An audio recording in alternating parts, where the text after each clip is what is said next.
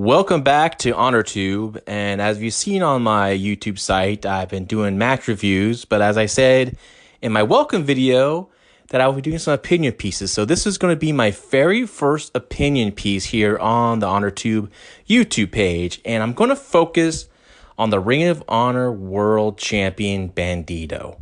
And when Bandido won the title, I was speaking to someone at Ring of Honor when he won the title Best in the World, and they were talking about Bandido, and this person mentioned that Bandido is definitely the man, is the guy, actually, was the quote. And I like Bandido. I think he's great. I think he's a very exciting wrestler. I think he has a tremendous look. Oh, I love that mask. I love the build that he has. He's like a very powerful luchador, as well as he could do all the crazy spots. And so, you know, him beating ROH for the title does make a lot of sense. But I don't know if he is the guy for Ring of Honor. You know, beyond the promos, and I'm not saying like it's a negative that he can't speak English or very limited English and it's going to affect his promos. I think you can in this day and age you can get away with that. I'd rather have him just speak Spanish and have it all subtitled, which I think they've done. I've seen a couple of his promos already.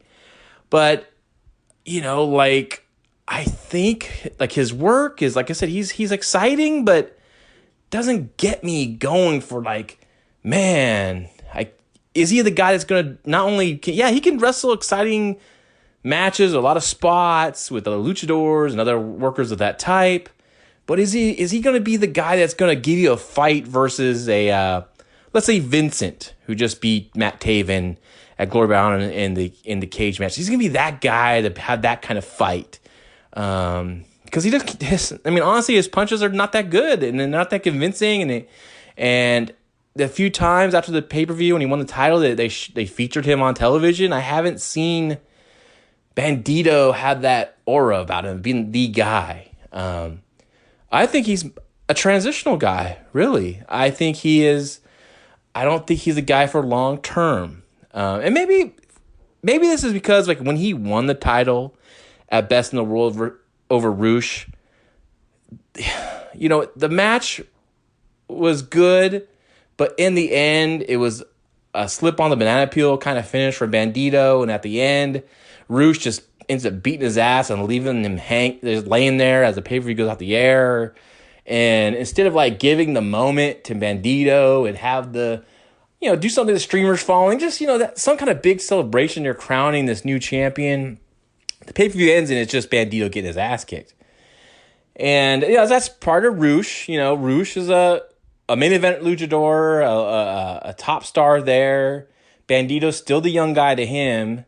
So he's not going to put him over strong. It's just luchadors do. When my experience booking luchadors, I like to always put them in the middle, have an exciting match. But like when it goes like time for them to put someone over, like they never really do it to a point to help get that guy over. It's very, how am I going to look good by losing? And I understand like you need to do that sometimes, but in this situation, their Ring of Honor is trying to crown a new champion and anoint Bandido as the guy in the promotion.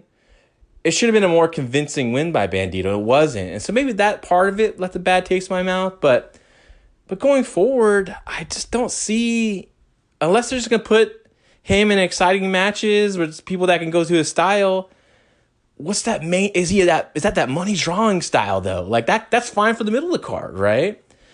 I would put it on Vincent, and I know, I mean, you're like, what? Vincent's not as good as Bandido or something like that, but he proved in that match, that cage match with Taven, like he's a great character, and I like the idea of this violent character like Vincent beating a Bandido, and it doesn't have to be a long run for him. It could be a short run. And I'm not saying Vincent is the guy for ROH going forward. No, I think he's a nice transition from Bandido to the guy who I think should be the guy right now. And that guy's Jonathan Gresham, because he is the guy that I look forward to on each show or each pay-per-view. I look forward to his matches. And he's been doing such a great job with the pure title. The pure title matches are can't miss. They're always the most entertaining on the show. And Jonathan Gresham has a great job of just adding credibility to that championship. And with that credibility is adding to his persona as his character. And, you're going to have a guy that can carry the great matches with various different types. That's the thing about Jonathan Gresham. He can work with anyone and have really good matches. Bandido, I think he's very limited. That's why they're doing a 4-way match at this pay-per-view coming up at Death Before Dishonor. I'd much rather had been a singles match, but I'll talk about that on my preview show coming up. But yeah, I really think if it was me, I don't think Bandido's a guy. I think Bandido is a guy to have on the roster for sure.